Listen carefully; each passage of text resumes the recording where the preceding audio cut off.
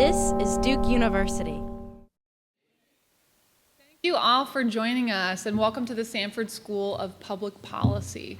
This is a really exciting evening because we've got a number of guests in the audience. So they've flown in from as far away as Switzerland and London. So we're really just excited to have them here in Durham. So I am Sarah Zubak. I'm the Director of Planning for the World Food Policy Center at Sanford School of Public Policy. We are not a center yet because we are in a planning phase thanks to the Duke Endowment and Blue Cross Blue Shield of North Carolina Foundation, who have been our supporters.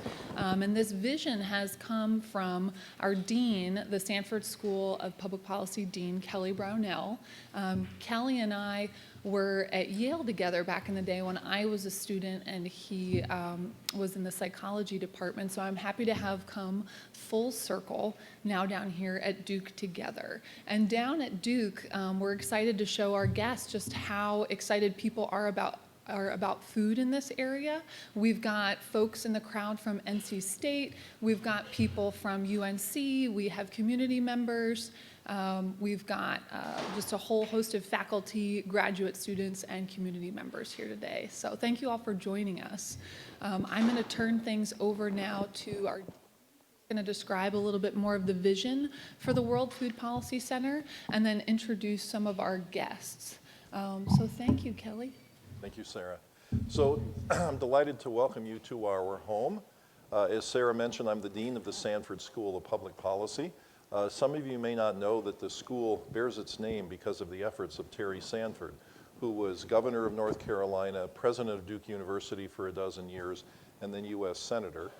He had a vision when he was president of Duke of creating an institution within the university that later bore his name, our school, that became a place where the university would meet the world and be involved in the development of solutions to very important and pressing real-world problems. He believed that if a university can make a difference in the world, it should make a difference in the world, and as a consequence, our school was born. I believe that if he were, I'm hoping he's looking down on us from somewhere, and that he would smile when he thinks about what we're about to accomplish. We have a remarkable group of people assembled here for a meeting that we're having tomorrow on world food policy issues and the planning of a World Food Policy Center, but also tonight for this broader public event. And we are so fortunate to have the three people in this panel who've agreed to join us. A remarkable group of individuals, all quite with different backgrounds and experiences, but all passionate about the pressing world food problems that we face today, and all with wonderful ideas about solutions. So I think we're going to have a great event. I would like to briefly introduce our guests and then begin it by asking them questions. We'll leave the floor open to questions later on. At about 6:15, we'll begin that process. There is a microphone at the rear of this room, and then there's a microphone right up here on the first floor of the building. And so if you have questions at that time, please just come to the microphones, and then everybody will be able to hear you. I ask that you silence cell phones so we're not interrupted by that. It used to be the case where you asked people to silence pagers, but boy, that's old school, isn't it? All right, so to introduce our guest, furthest from me is Shenggen Fan, who has been the Director General of the International Food Policy Research Institute, IFPRI, since 2009. And as many of you know, IFPRI is a world-class organization leading the world in doing work on agriculture and food systems issues, publishing very influential reports and being thought leaders. He serves as well as the Vice Chairman of the World Economic Forum's Global Agenda Council on Food and Nutrition Security after serving as Chairman of the Council from 2012 to 2014. In 2014, Dr. Fan received the Hunger Hero Award from the World Food Program in recognition of his commitment to and leadership in fighting hunger worldwide. Dr. Fan received his PhD in Applied Economics from the University of Minnesota and bachelor's and master's degree from Nanjing Agricultural University in China. Immediately to my right is Betsy Holden, who serves as senior advisor to McKinsey Company, working with clients across industries on strategy, marketing, innovation, and board effectiveness initiatives. Betsy was formerly co-CEO of Kraft Foods and CEO of Kraft Foods North America. Betsy introduced new products that generated over $2 billion in revenue, and under her leadership, Kraft received numerous marketing and new product awards. She has led key industry initiatives in food safety and in health and wellness, and as a CEO at Kraft, made some major advances and was out front on a number of these issues. Betsy serves on a number of boards, including those for Time Inc. and Western Union. She did her undergraduate work here at Duke University, graduating summa cum laude, and holds a master's degree in marketing and finance from Northwestern University's Kellogg School of Management. She is also a member of the Duke Board of Trustees. Juergen Voegele was, in the middle here, was appointed Senior Director of the World Bank's Agriculture Global Practice in 2014. Prior, he was the Director of the World Bank's Agriculture and Environmental Services Department. In this role, he provided leadership on the bank's activities across sustainable landscapes and oceanscapes, agriculture and environmental economic policy, and risk management in markets. Since joining the World Bank in 1991, Dr. Voegele has held a number of assignments chairing the Agricultural and Rural Development Sector Board, as well as the Environment Sector Board, leading the Agriculture Unit in China and the Agriculture and Rural Development Unit of Europe and Central Asia region. He holds degrees in agricultural engineering, in crop production, and in economics and extension forestry, and earned a PhD in agriculture economics. So welcome everybody, I'm delighted to have you here. I'm going to lead off with a question, and I could probably just let you go on this and we could fill up the entire time, because I know this is a topic you will have a lot to say about it. But I'd like to begin by asking, what are the big trends affecting the food system now, and how do these affect the work you do? Shenggen, let's begin with you. Well, thank you, Dean. One CV of myself. One job you have not introduced, that I was actually a small farmer in China, rice farmer in China, more than 40 years ago. Instead of 100-acre hectares of land you have here as a farmer, we only had 0.5 hectares. But we were able to feed our family. Not well, we were hungry, we were undernourished, and we were poor. But after 40 years, everything has been changed. You see, that's the big trend. Things can be transformed. Can I ask a question? Can you up there hear him? Okay, Richard, is it? Oh, sorry, I'm not going to repeat. I don't know, this is like a, is it like a zoo? So everybody can see like us like that? Or is it like opera, big opera? Maybe it's like opera. Look. Those are the big trends. Our school referred to in this way, but please proceed. Right. I can mention a couple of them. The one of is the population growth, you all know that. But instead of 9 billion people, everybody decided for 2050. The latest UN projection actually is 9.7 billion. 700 million people more than we projected just several years ago. What does that mean? That means we must produce more food. And people are getting richer. Another big trend is rising middle income. By 2030, there will be more than 3 billion middle-class income people in the world. 2/3 of that will be in Asia. China will have 900 million middle-income people. So now we're worried about Chinese consuming too much, and that could starve the world, right? And I don't know whether you know that Lester Brown, in 1995, he wrote a book, Who Will Feed China? I think Juergen, you must know that. Juergen was the director of agriculture in China. So obviously, China has not starved the world. Asia has not starved the world. But the rising demand is there. At a global level, we must produce 60% more food from now to 2050. But for developing countries, the food must be doubled. Food production must be doubled. In the meantime, water, land, have become limited or degraded. So Juergen is going to talk about that when he knows more about the environment. So, but in the meantime, our farmers are getting very old, getting very old.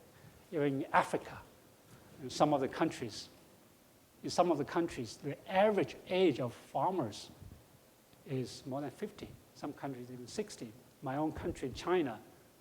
Now, when you go to the villages, you see elderly who are at probably 65, but they are still doing farming. So there's some of the trends that just from my perspective. I will let others to speak about other trends I can always add, but there are so many trends. I just wanted to mention 2 or 3 big trends that will affect our supply side. Juergen? Yeah, maybe I should put one on top of this. First on the building. I absolutely love this space. I haven't been in a meeting room like this where I can see the sun and I have a feeling that, it's open and it's exciting. I just congratulations to whoever came up with this. This is an absolutely amazing place, right? And I'm not sure about the soothing. I didn't feel that way, but I think this is an amazing space. So really happy to be here. I came because I find it extraordinarily exciting that one of the leading schools in this country decides to establish a global food policy institute. This is really exciting and it's really good news because that's precisely what the world needs a lot more of. We need to move from individual compartmentalized thinking towards pulling things together in one place and connect all the dots. And you asked about global trends. I hope this will become a global trend. Okay, it's not yet, but you're not the first one who's going to do it, and you're not going to be the last one in this university. And I congratulate you for doing this. This is precisely what the world needs. We will have more time, hopefully, during this hour and a half to elaborate why that is, and certainly tomorrow to dig a lot deeper into it. A couple of additional trends that we see. One is that climate changes, and you can call it climate change as a whole, or you can just call it changing weather patterns. We at the World Bank see it in every single country with no exception in the last 2 or 3 years, that things are changing. There are more droughts, there are more floods, there are more heat waves, there are delays in cropping pattern seasons. It doesn't matter what you call it in the end, but it is not the same as it used to be. And it's not just because we have a spotlight on it, it's actually really changing. This is a trend that in its entirety is very, very worrisome because we're losing every year around 3 to 5% of global food production as a result of weather impacts one way or another. This is not the US only, this is not Canada or Australia, this is across the board, it's not only Africa. Of course, with El Nino right now, and probably even more worrisome with if there is a La Nina developing later in the year, it's going to get worse, it's not going to get better, because La Nina has more impact on food production than El Nino. But we see it across the board, and it's a very worrisome trend. You mentioned the other population trends. The United Nations estimates 9.7 billion people, but do the math. If by 2050, half of those people are overweight and obese, how many calories do we really need?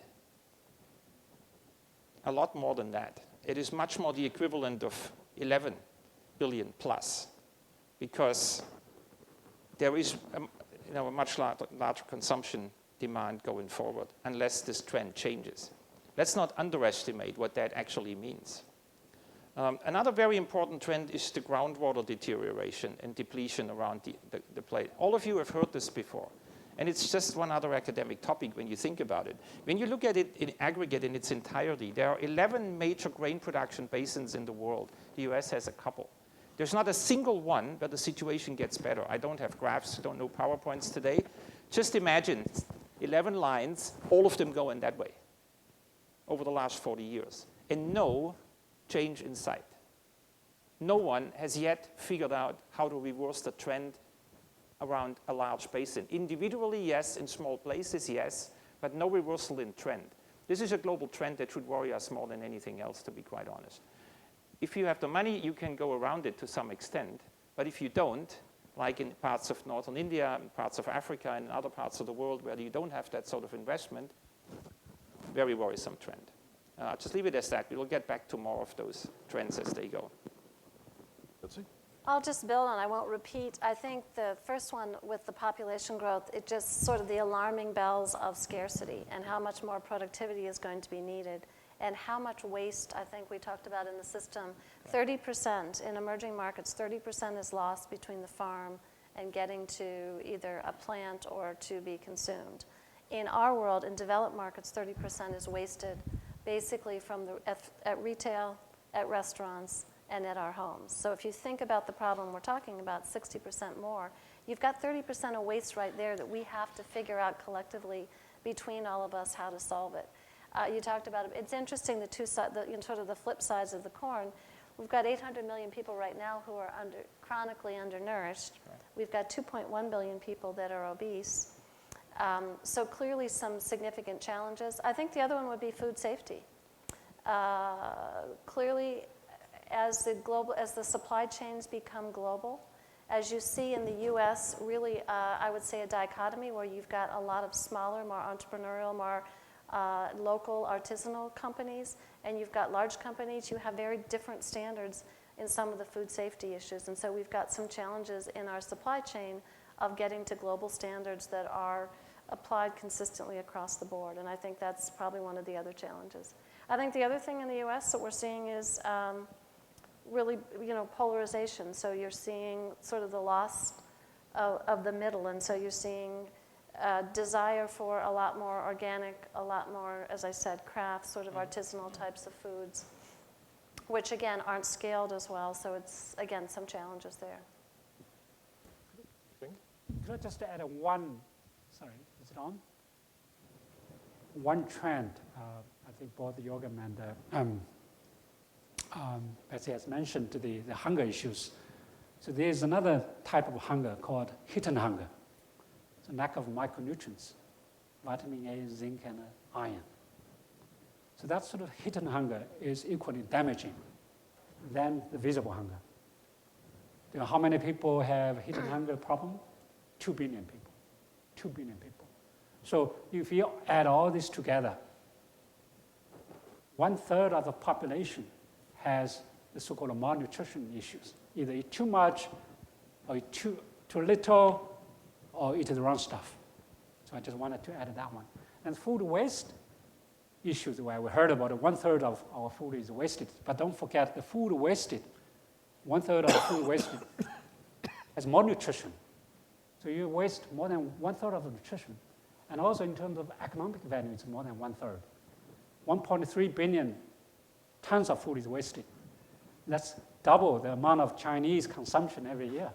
Just put that in perspective. But I think that builds upon the point that you said, Juergen, that the key is so many of our solutions are playing in one narrow sliver, and it's really integrating across is how we're going to solve. Again, I know we're sort of painting a dramatically challenging picture, which it should be, but it's not to say that it can't be solved, but the solutions are going to have to be radically different than each person solving their little piece. We need to work together, which is why an initiative like this is so encouraging.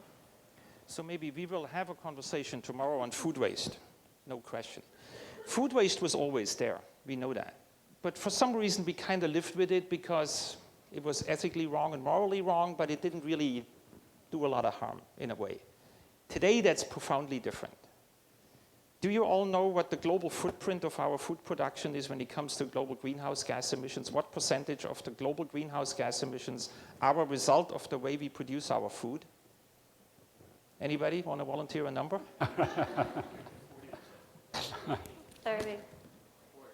It's roundabout between 25 and 32%, depending on which ones of the studies you believe. And people just nod their heads and think, okay, do you realize what that means? Almost a third of all global greenhouse gas emissions are a result of the way we produce our food. If we waste 1/3 of that food, that gets you 10% of all global greenhouse gas emissions are produced to be just thrown away onto a landfill in the city typically and then create more methane and more emissions. Do you realize if food waste was a country, it would be the 3rd largest emitter on the planet after the United States and China? So today, we have more than 1 or 2 reasons, other than the moral and ethical ones, that it's plain wrong to waste that much food. If we don't solve that problem, we will not solve the climate problem. If we don't solve the food waste problem, we will not solve the climate problem. Because the other sectors, energy and transport, and others who are the major emitters have been innovating for the last 25 years to try to find solutions how to reduce their emissions profiles. We have hybrid cars, electric cars, we have windmills, we have solar panels, right? We talked about these things. It's all out there. In agriculture, we have none of it. And in food waste, we haven't even started to think about it. We need urgently a major global effort to get into this in a big, big way. This is just one reason, and this is again why I didn't just say this lightheartedly about congratulating Duke University for taking the initiative. The world really needs this, much more than you may think at this point. So in order to not send us down a road where we're completely and thoroughly depressed. Yeah, that's how you start the conversation. You folks have painted a very clear picture of how important these problems are. So let's start getting to solutions. I'd like to ask you to complete a sentence, and it would be this. If we are to feed the population of the world and to do so in a sustainable way, what do we need to start doing? So Betsy, I'll begin with you. Number one is we've got to reduce the food waste. But can I give a positive story? Of So course. in Africa, right now, the food companies, and I'm on the Diageo board, some of the beverage companies who are doing either malted beers or doing non-alcoholic beverages are working with the farmers, working with the governments in those countries to create the value chain, so to help the farmers fund their agriculture so there's financing available, and then they're investing to build the supply chains from the farms through to the factories or through to the retail outlets. And so at least as a starting point in Africa, and jump in, I think there's some promising things that are happening where, because of some of the conversations that we're talking about, because of people being aware of, and I think one of the things I work with McKinsey now, I think one of the things they've done well is they've done a lot of work in Africa, and they said people keep solving slivers, but until we solve the supply chain, we're not going to really break through. So what I'm saying is I think there's an opportunity with public and private partnerships. So if we're going to solve it, we're going to have very interesting partnerships that work in different ways that help to invest to solve these problems more end to end. So I'm giving a hopeful note there that, yes, it's a dramatic problem, but we've got to get these coalitions together and start working across. And I'm seeing encouragement in the things that I'm seeing, some buds, some seeds that are taking place.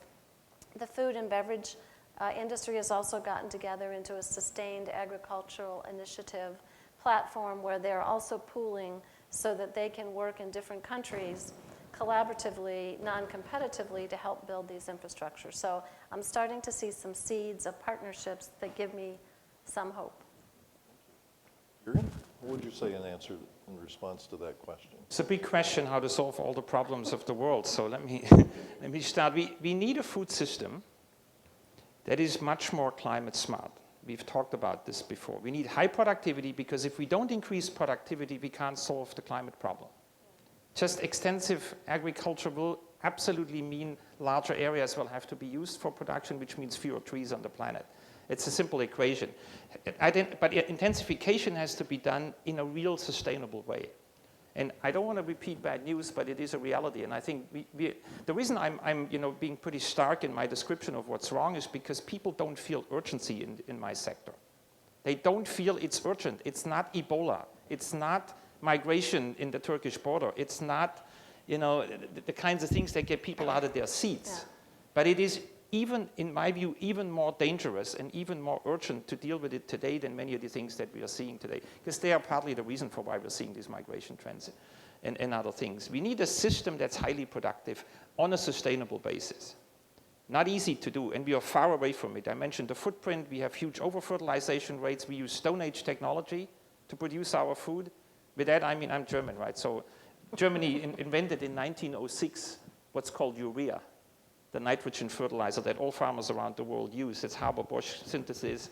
They created urea. That's still the same technology we are using today, 120 years later. Can you give me another industry that does that? 60% of that urea never reaches a plant root. It goes up in the air and goes down in the groundwater and pollutes the environment to an extent that is unbelievable. No other sector would get away with this. So we need innovation, we need research, we need technology to get us from where we are today to where we need to be in 20 years from now. So you ask me what needs to be done, a lot more investment in agricultural research, because we are happy to just invest a couple of billion around the planet, publicly. for public goods research, which is what I'm talking about right now. Then you have Monsanto, Syngenta, DuPont, they invest a couple billion more. But when you take it together, it's no more than a few $1 billion per year that goes into our future of our profoundly unsustainable currently food system. When you compare that to energy, you know how much money gets invested in alternative energy around the globe every year to get us where we are today? With windmills and solar panels that are commercially available at reasonable prices, about 180 to 200 billion per year gets invested in this technology transformation. In agriculture, which is actually a bigger problem, we invest a tiny fraction of that. So that is very important. Agriculture research, CGIAR, others who are at the heart of this, we are scrambling to fund the CGIAR to just keep ourselves above water with another 2% productivity increase every year. And we're happy with that, and we shouldn't be. We should completely and profoundly change that. Right? To me, this is absolutely essential. Then the question is, where's the money going to come from? So what's the answer to that? Agriculture has actually a lot of public money in it. And I'm talking about subsidies that governments around the world give to invest in their farming community. You can call it all sorts of different things, but it's an investment in the farming community. It's done for different reasons, some political, some environmental, some for other reasons. And can I ask you one more time, what is the total global subsidy bill that governments give to the farmers around the world? Anyone have any idea how much money is being spent? You probably heard of the farm bill in the US is around 20 billion, I think, roughly about 30, 20 to 30, depending on whether you put the insurance in and stuff. Any idea how much money globally is spent on agricultural subsidies? It's about $500 billion per year. It's $500 billion per year. So it's not a sector that doesn't have money. It's a sector that doesn't spend its money wisely. It gives the farmers for inefficient subsidies and inputs and fertilizers in groundwater mining, subsidizes energy so farmers can pump even more groundwater out of this as if there is no tomorrow. It is done in a very wasteful and inefficient way.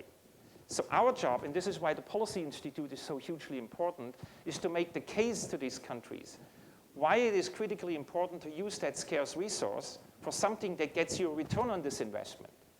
We are at the World Bank, we used to argue 20 years ago, the World Bank's changing too. We used to argue get rid of subsidies. Subsidies are inefficient and bad. Not what we're saying today. What we're saying today is change your subsidies into intelligent investments. Invest this money in agriculture. Invest it with your farmers. But make sure that they use climate-smart technology. Make sure that they don't draw the groundwater. Give them the technology that creates biogas that's has a lower footprint. Invest it in local research. Do the kind of public goods infrastructure that will change the way we produce our food. It is in our hands as current and future policymakers to move the world towards that.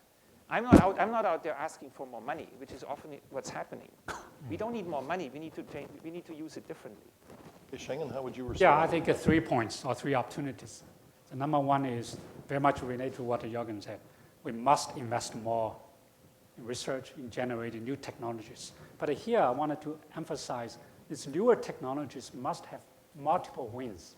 The Green Revolution technologies usually only have one win, that is high yielding, right? But today's new technology must win in yield. Yes, we must produce more, you said more efficient. We must improve nutrition. So can the new technology improve the nutrition of different crops? The third win is deal with the stresses from the climate change.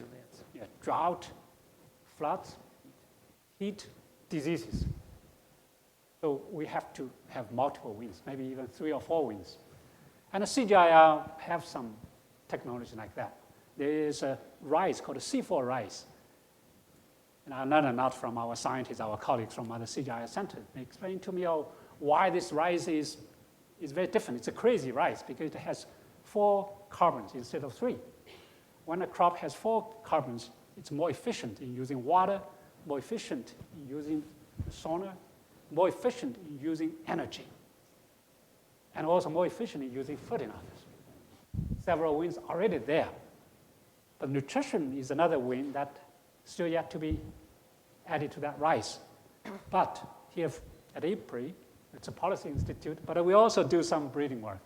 So we do some breeding to add micronutrients, vitamin A, zinc, and iron into different crops, rice, wheat, maize, sorghum, millet, all these different crops, the same crops, but you can add a nutrition. So in the future, technologies must have all these wins. And this it should not compromise some other let's say, characteristics. So that's number one. Number two, the innovation is not just the innovation in technologies, innovation also in policy. That's very much related to what we're talking about here. So Juergen mentioned about subsidy. We know subsidy is bad. We know that for 30 years. But when I talk to the Indian and Chinese, by the way, the Chinese and Indians now, they really increased the subsidies. Huh?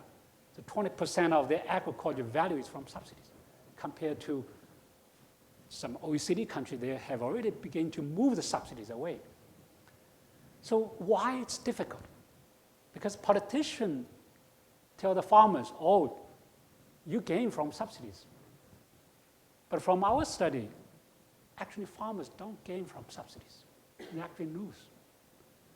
So the 20% subsidies, let's say India and China, they do not produce nutritious food. Why? Because these subsidies are linked to rice, wheat, and maize, and not more nutritious foods like beans, vegetables, fruits, or dairy products. They are not sustainable because water is free, electricity is free, fertilizer is subsidized, they overuse it.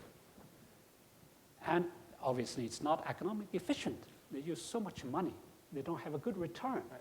But the question is, how are we going to change that? At April, we did a study, experiment. So you can do experiment in technology, in natural science. You could also do experiment in policy. So that's another new areas we should really embrace. You can do experiment. What do? We calculate the subsidies we give to each farmer. Then we, instead of give them subsidy, we give them money. Instead of giving them subsidized fertilizer, free water, free electricity, we convert all this to money. But farmers have to pay the inputs at the market price. You know what happens? The farmers will optimize the use of these inputs. Water will be saved, energy will be saved. The whole society will benefit from that. And even more important, what do we do with all this saved money?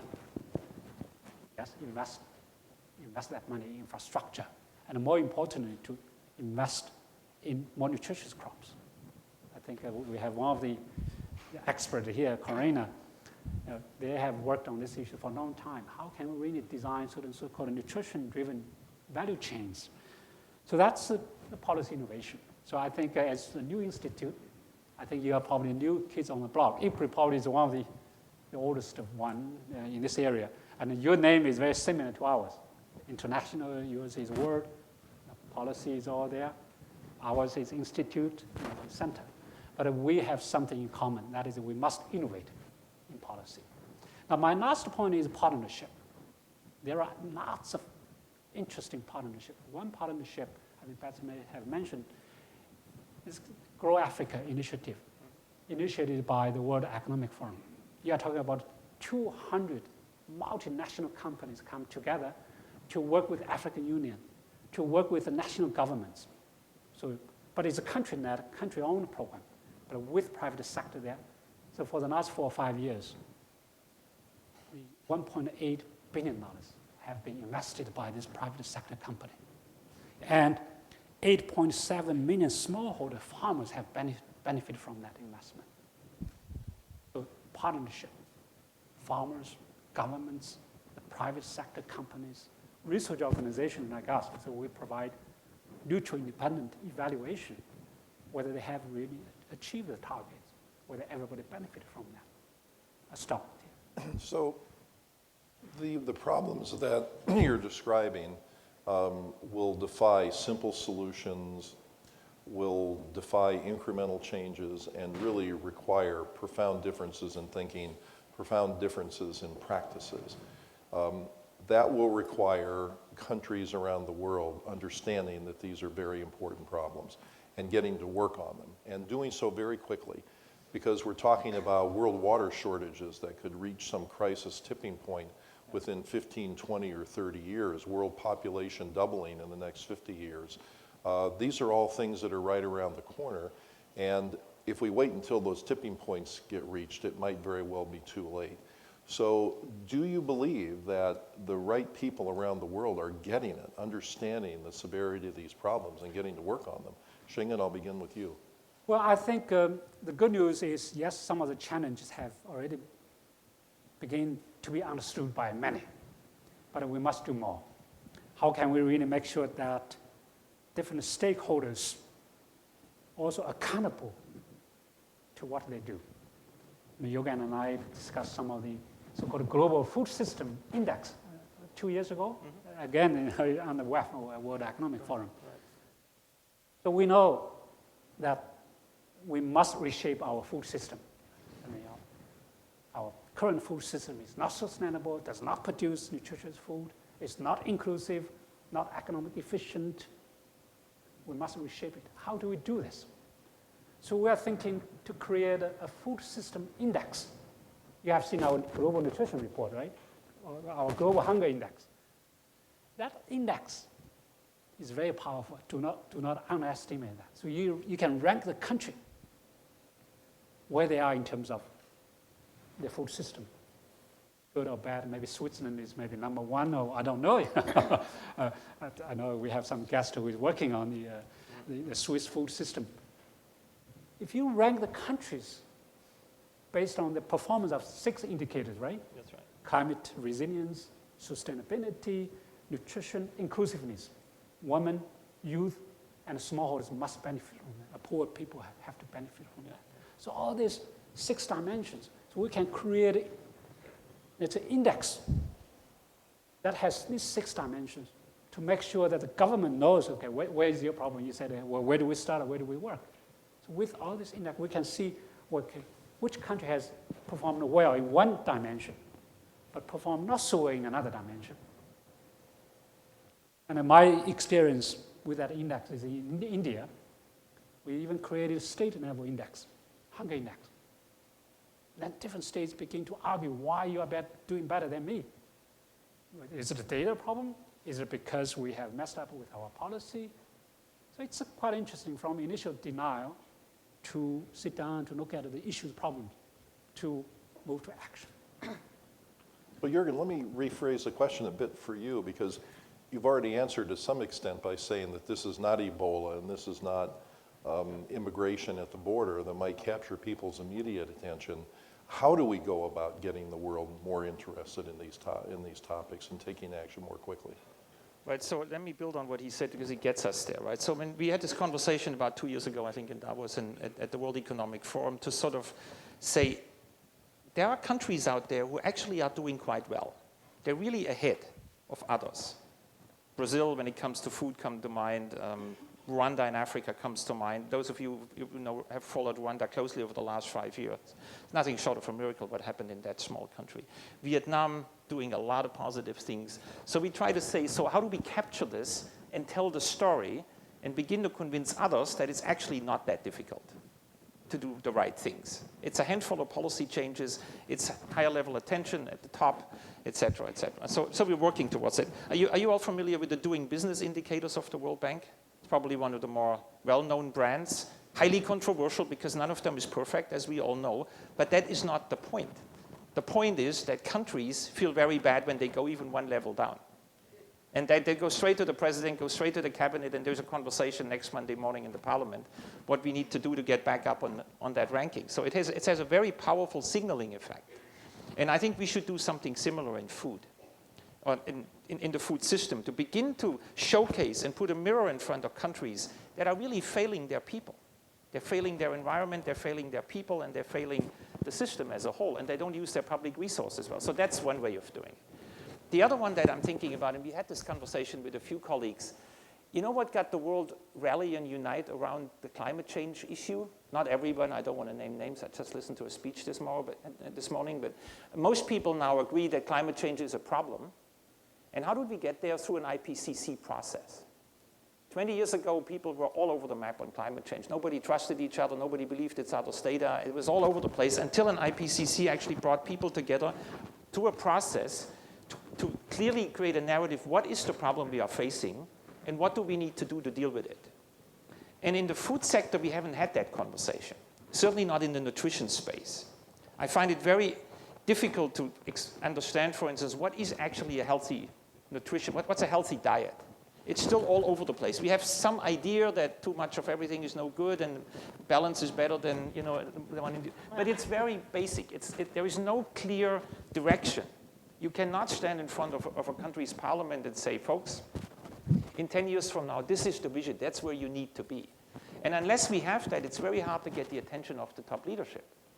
And top leadership in the countries, we deal with them occasionally, ministers of finance who call these shots, who make these decisions, our money allocations, our heads of state have a very short attention span. And if it's not a real crisis that they can fully grasp, they're not acting. So we need to get it to a point that clearly tells the story, the issues we are facing, and your institute and others will hopefully help in defining that narrative. And then say, here are the 5 or 6 things that some countries have done that have changed the face. Allow me one example, I'll be brief. One of the things we haven't mentioned is early childhood stunting. It is one of the most devastating things that we face on our planet. We have over 160 million kids that are younger than 5 years old who are basically deprived of the right nutrition, and we know now from research that it will have an impact on their cognitive abilities. And they will be lifelong. This is very, very tough and very hard. And what we are seeing is we are kind of able, actually globally poverty is coming down on a percentage basis, but stunting is not in many countries. There's no direct correlation. And we need to get into this issue, and we need to develop policies to deal with it. And my point is, some countries have been able to do this. In Peru, they were able to halve the stunting rate in just a period of 10 years by doing the right thing, by doing the right policies. So is it complicated? Yes. But can it be done? Yes, it can. And that's very optimistic. And I think our collective job is to get it, and we can help maybe getting it to the top leadership, but we need the fundamental research findings and the data and evidence that you are collecting and many around the world to narrate it so that the top leadership can really take action. You may think I'm pessimistic. I'm not. I'm totally optimistic that if we succeed in that, we will get the policy changes. Because leaders want change as well. But can I push? Yeah, can I change? So I think my push would be, though, is how do we get industry involved in it, too? Because one of the challenges with governments are they continually change over. And when they change over, a lot of times you lose. So to me, if we're going to make progress, we need to get more than one group. And we need to get an integrated system of industry. Otherwise, it's not going to work. And I also totally agree with you on the information side of it. I think part of what we're seeing in the U.S., part of why people throw up their hands. Everything they've looked at has been good for them or bad for them, depending on the research. And part of it, I do think there's an opportunity for nutrition research that people truly believe in, and that again, you talked about your job, you were a farmer. I was a teacher before I went back to business school, and I can remember teaching my kids the 4 basic food groups, and then we had the pyramid, and then we had so part of it is at dairy was not good for you. Now full dairy is good for you. Butter was not good for you. Now it is good for you. I think we really need some help to your point. We need an IPCC for food. We need something like that. Yeah. So Betsy, let me follow up on that. Given your prominent role in industry, I'm curious about how you think the world of public policy and industry players can work most effectively together. Well, I think part of it is laying out what the facts are collectively, whether it's you, it's McKinsey, it's the group, laying out what the facts are, and then figuring out the roles for different groups to play. One of the things I saw McKinsey do is they took these issues and laid them all out and said, here's the world's playing. Here's where we think there will be investment opportunities. So, if you're laying it out to an ag company or a food company, I heard you talk about 109. If I'm Nestle or I'm Danone, how do I get to those kids? Those 190 million kids with the right products and the right, I'm looking at this 30% of waste of fruits and vegetables. One of the things we did at Kraft is Hunger was one of our goals. We looked at the system and said, we put $25 million into a refrigerated system for some of the food banks to be able to get the produce from the retailers to the food banks, to the people who needed it. So I look at a bunch of this and say, I think a lot of this is infrastructure and distribution systems. China's putting how many billions into their refrigerated distribution system to deal with fruits and produce. If those are some of the things that are going bad, then what do we need to do in terms of preservation? That's people, whether it's pickling it or whatever so people feel good about it, but how do we stop the waste? So I think part of it is laying the challenges out to industry so that, and some of these public partnerships is knowing that people will support if they put all the money in, that people, but I think some of it is laying out the challenges, getting industry involved, or getting some of our entrepreneur innovation groups. So Shenggen, I'd like to come back to you in just a minute, but I wanted to let you know we'll soon open up the floor for questions from the audience.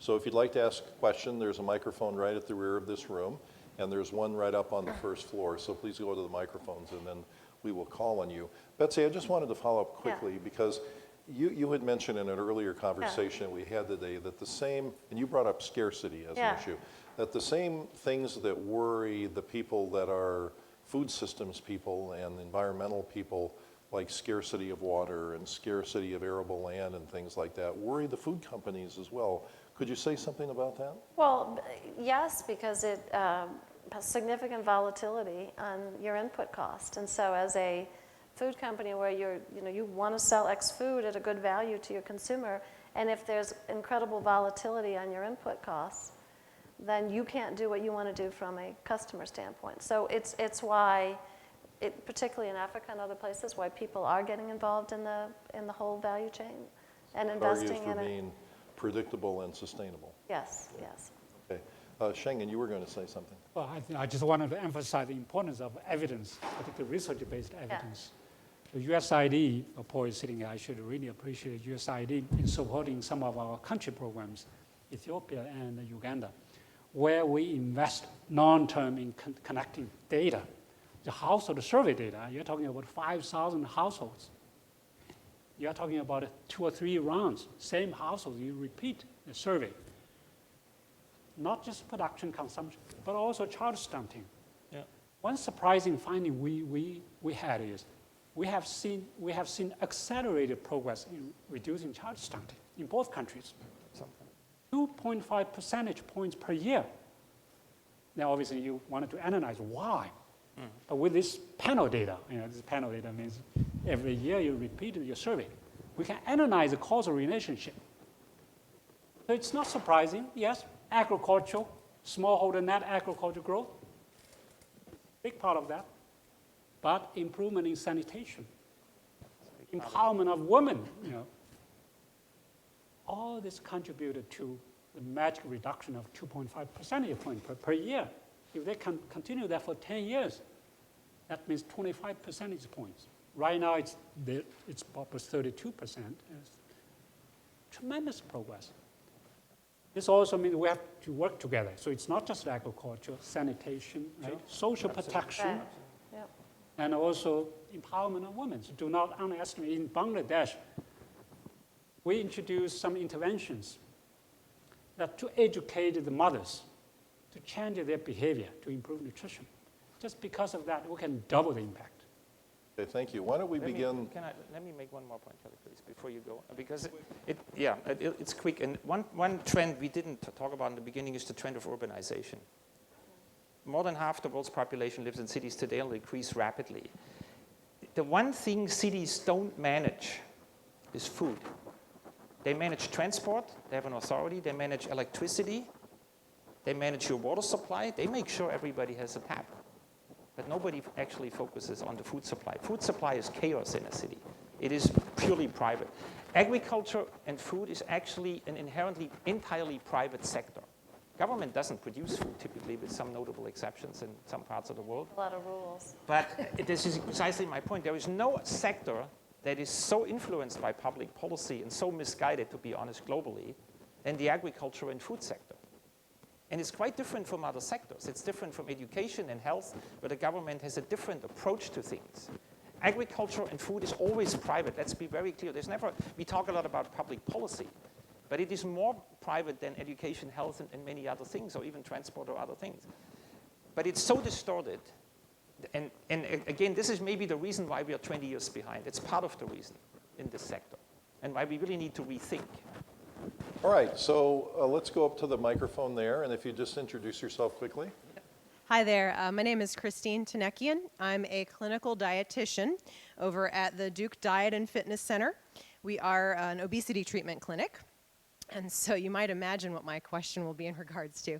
I was particularly struck by something you said, Juergen, about, well, a large percentage of our world population is overweight or obese, and so they require more calories. One of my jobs is to help them figure out how to eat less calories. So my question, and all of the things you guys are talking about are so incredibly fascinating and exciting, but my question is, what, if any, role is there for the industry, the food industry, to help encourage people to eat a more appropriate amount of calories to achieve a healthy weight? Because obviously there is a strong financial incentive to sell more food to people. There's a lot of profit involved there. So with the panel's permission, what I'd like to do is direct the questions perhaps to one of you and then get as many questions addressed as we can. Betsy, this strikes me as one that's right in your strike I zone. think the industry should play a significant role in it. I think, McKinsey's done studies. I know we, as part of the industry, have looked at it, and it's not one simple issue, and there's not one sort of silver bullet. But clearly, I totally agree with you. I think in the things that McKinsey looked at, I think portion control would be but they looked at 75 things, and you have to do about 50 of them. And it is calories in and calories out, and I think we in the restaurant should do a better job of portion control. I think we need to do a better job of making sure people understand calories in, calories out, how many calories, what it takes to use, to run it off or exercise it off.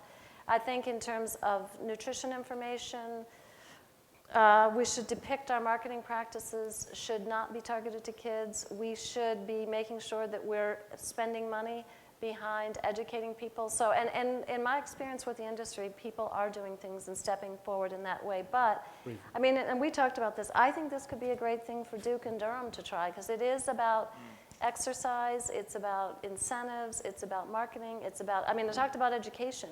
When I talk to consumers, part of it is they throw up their hands. So I think we need a concerted community effort with the food industry, with healthcare professionals, we need to look at our environment. The other thing, you look from a sedentary standpoint, we are burning, right now, the calories in, calories out is at least 100 calories off that we're burning less because of our sedentary lifestyle. And so we need to help people figure out, and that's 100 calories is about 10 pounds a year.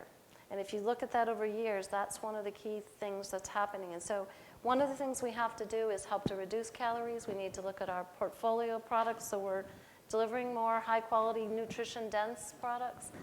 And we need to help people figure out easy ways to do the 100 calories less, whether either they're consuming it or burning it, to help take this on. But I think we need an integrated, concerted, sort of all-hands-on-deck effort. Yeah, public and private to go after. She will not say it, but if you haven't read the McKinsey report, you should. It's a 200-page report, which is absolutely fascinating to read, right? But what they would say we need to get some communities together to do these things, because it's not going to be one thing. And if you just focus on one, let's get 25 or 30 of them going and see, can we make a difference, improve some of these things out. I'd love to see us use social media more too. So let's figure out between all of us how we move it forward. So we're about to engage in the seminar version of speed dating. Yeah. So what I'd like to do is get through as many questions as I can and then answer as quickly as we can. So sir, go ahead. Hello, does this mic work? I'm the Yes. first speaker, yeah. It works. My name is Dr. John McGovern. My field is psychology. One of the things we learned in psychology school is what Freud said about how basic and psychologically valuable food is. So not only in terms of the physical dimension, but the psychological dimension. In my field, I've seen the range of anorexia nervosa, which is a form of self-starvation, to gross obesity. So my question is, I really appreciate all of your expertise, but what role do you see for behavioral scientists, psychologists, anthropologists, sociologists, who recognize that food is a fundamental cement for the human community? It's a cultural phenomenon. It's a psychological phenomenon. Totally. How many psychologists do you have in your think tank? Yeah.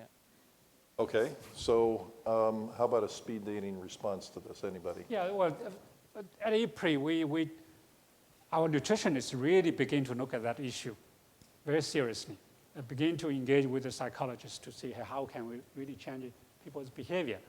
The case I mentioned in Bangladesh is indeed or communication on nutrition through changing behavior, particularly mothers. So our lesson is, if you just tell them once, it's not going to work. You got to engage them very frequent. How frequent, I don't know. Let's say every 2 weeks, you bring them to evening schools to tell them, hey, how bad if you eat too much rice, too much sugar, not vegetable, not fruits. I know, we don't know what would constitute a good diet, but we know a balanced diet. A little bit of everything is good. So point well taken. I think for that, we didn't mention a very tricky word called tax. In Europe, in Mexico, they begin to tax sugar. As a public policy institute and this center, that's a good topic, why Americans cannot introduce tax to reduce sugar consumption. Fat, salt, let's do all this together. Okay, thank you. So let's go up here. Thank you. Hi, good evening. My name is Jenny Davis. I'm a fellow here at the Sanford School of Public Policy in the program for Masters of International Development Policy.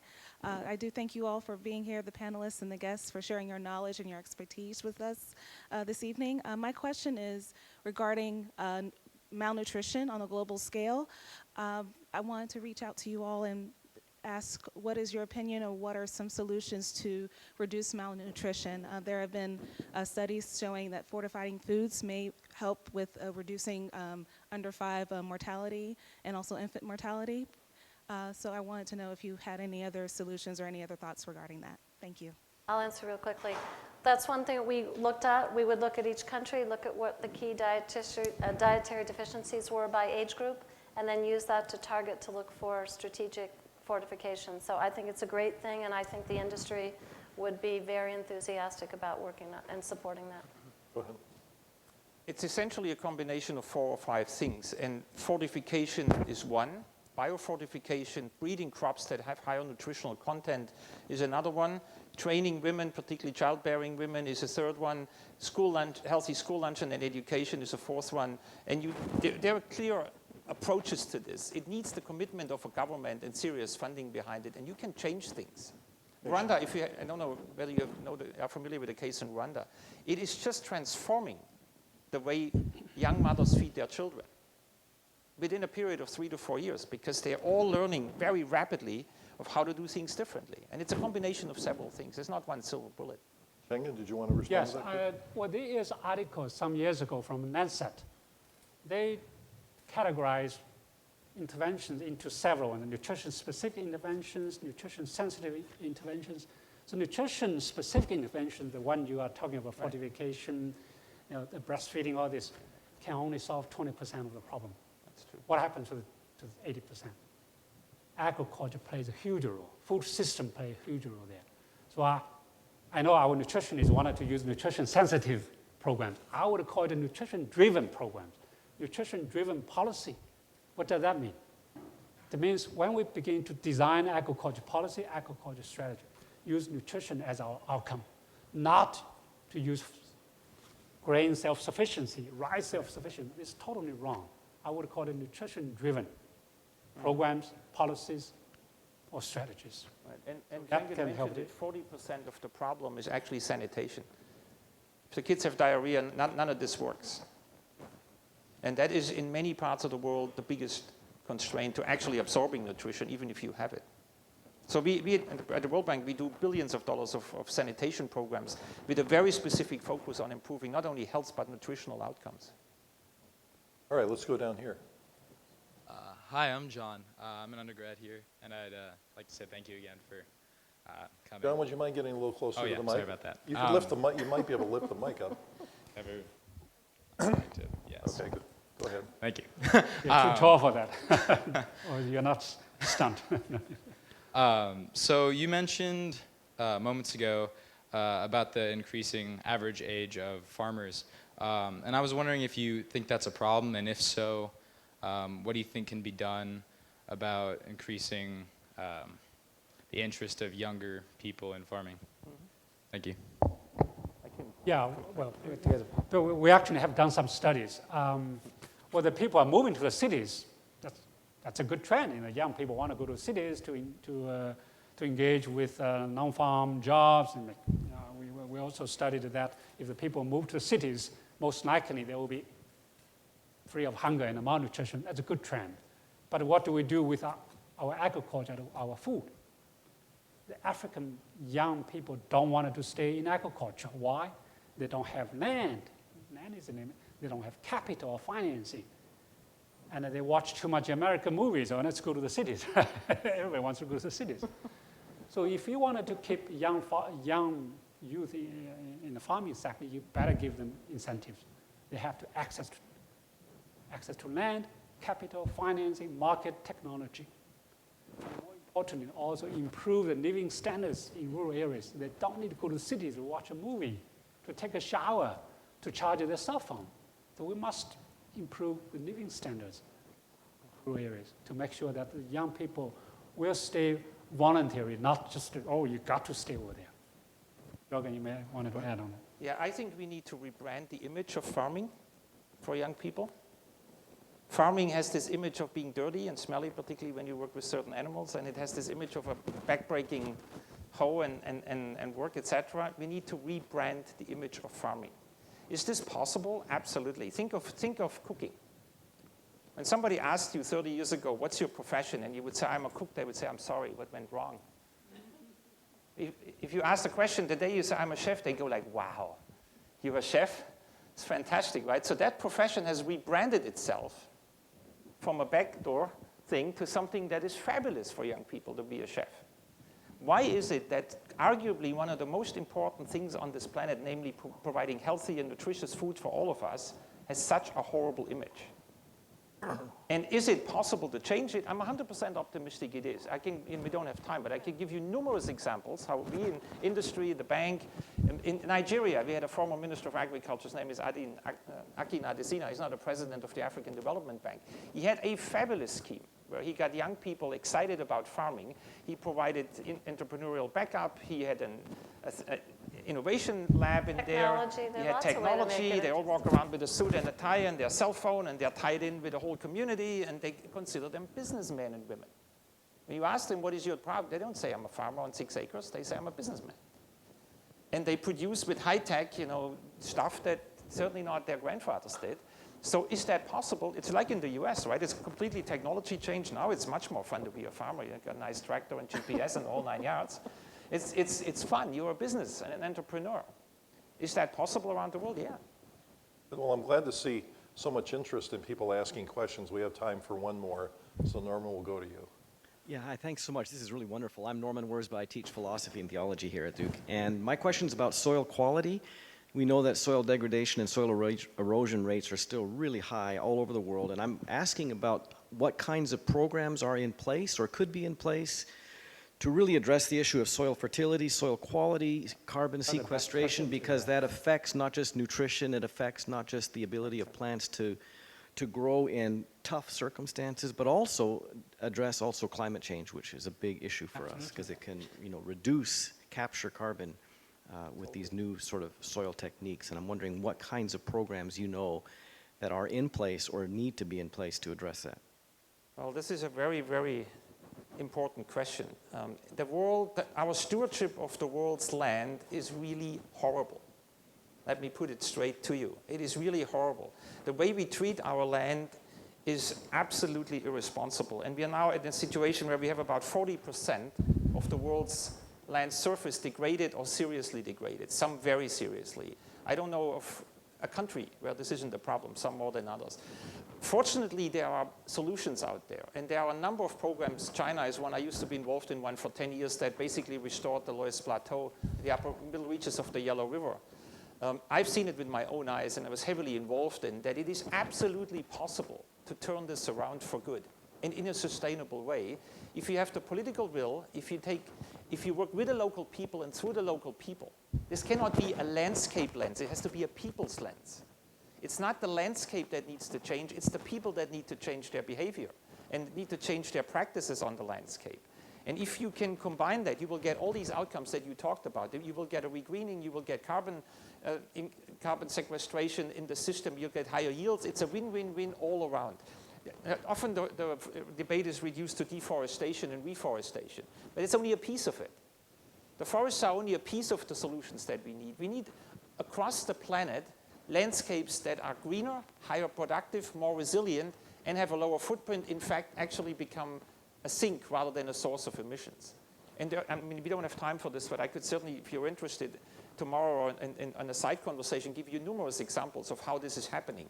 In China, in Vietnam, in Ethiopia, on a very large scale, Rwanda, border to border, transformational landscape change. So it's not all bad news, but it's too slow. But this is one area, unlike some of the nutrition conversations we've been having, where there's actually more solutions out there. We know how to do it, but we're not doing enough of it. So that's a question for the other billions. Well, thank you. That's a very optimistic note to end on. You know, when we put together this panel, we were hoping for a wonderful event, and boy, did you all deliver. It was a remarkable confluence of opinions. You pointed very clearly to the pressing need to be addressing these problems for innovation in the public policy space. So we very much appreciate all of you coming to campus and sharing your expertise. So please join me in thanking our panelists.